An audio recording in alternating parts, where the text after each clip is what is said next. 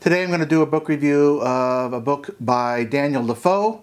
It's called Captain Singleton. This was written by Daniel Defoe after his canonical work, Robinson Crusoe. Some of the subjects in this book are related to Robinson Crusoe. So if you like Robinson Crusoe, you might like this as a kind of a follow-up. This book is a Everyman's Library, J.M. Danton Sons. It's also in the public domain on Gutenberg.org. The first thing to establish in this novel is that it's a first-person novel, and the voice that Daniel Defoe writes in is very charming and straightforward. You feel comfortable with this narrator. You know, he seems honest. He's just a likable narrator. So that is really what makes the novel worth reading. It is a readable novel. The characters aren't developed really until the second half. And there's two distinct halves of the book. The first half takes up where Bob Singleton is a little boy, and he was in England, and he was kidnapped by gypsies. He ended up being being a servant to an older man who was at sea. So he learned the sea trade, and then he becomes kind of dissatisfied. All at once he's trying to get away from this guy who is his master, but he never really complains. It's very vague. His writing is very objective and without emotions, so that when he wants to get away from this master through a series of events, when they're sailing around the world, he ends up in Africa, and they decide, he was a group of men, and they decide to traverse Africa. And so it gets a little repetitive in this, because they're traveling 10 miles a day, 6 miles a day, and then they find a shelter, and then they have to deal with the wild animals, then they have to deal with the inhabitants.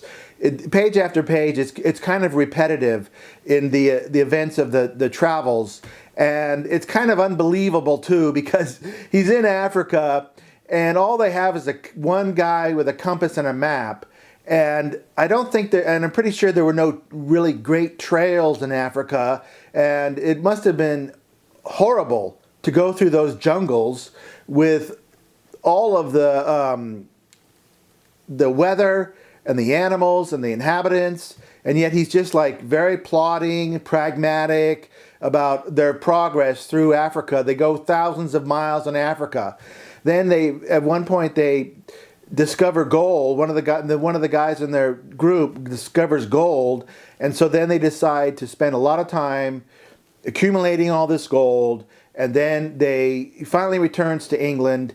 He doesn't spend much time in London because he keeps saying he's got fooled into losing his money.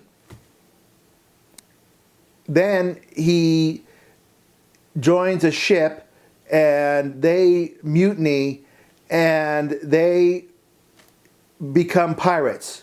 And they capture a ship, and then they capture more ships, and this group of men become pirates near India and Indonesia. And it really would have helped in this book if they had a map, because there's a lot of geography going on in Africa and also in these voyages. They really need to if you ever print this again, put in a map, because otherwise I have to keep checking the map, and I don't feel like doing that. I am familiar with basic geography.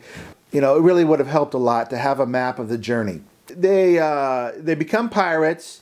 And this is where it starts to pick up. The first part is pretty slow. I'm going to call it kind of comic book writing. It's very, very simple. And even the second part is kind of comic book writing, though there are some kind of philosophical things and things about human nature. There are some kind of personality traits, human interactions that I found valuable. But it takes a while to get there, okay? So they do all these pirate things, and he's very pragmatic about it. We took over the ship, and then we took all their stuff. we took all their cinnamon, and we took all barrels of gunpowder, and we took all their weapons, and we had to kill some people, and then we're on our way. And then 2 weeks later, we saw another ship, and then we just sieged them, and then they just gave up the ship because I guess Bob Singleton was just too scary or something. They just took over the ship, stole all their stuff, moved on. He's very pragmatic. This is just his career. This is what he does. It's kind of interesting because when he was in London, everybody took advantage of him that in civilization. But here he is out on the high seas, and he's taking advantage of everybody else. There must have been a lot of horrible things that were happening. You know, you're dealing with all these pirates who are vulgar people, low educated, you know, and you're spending all your time with them on a boat. You got to listen to all the stupid stuff that comes out of their mouth and all the, you know, annoying personalities. He never mentions that.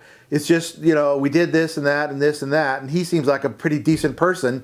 But then you start to think about all the crimes he's committing, you know, killing people, stealing things.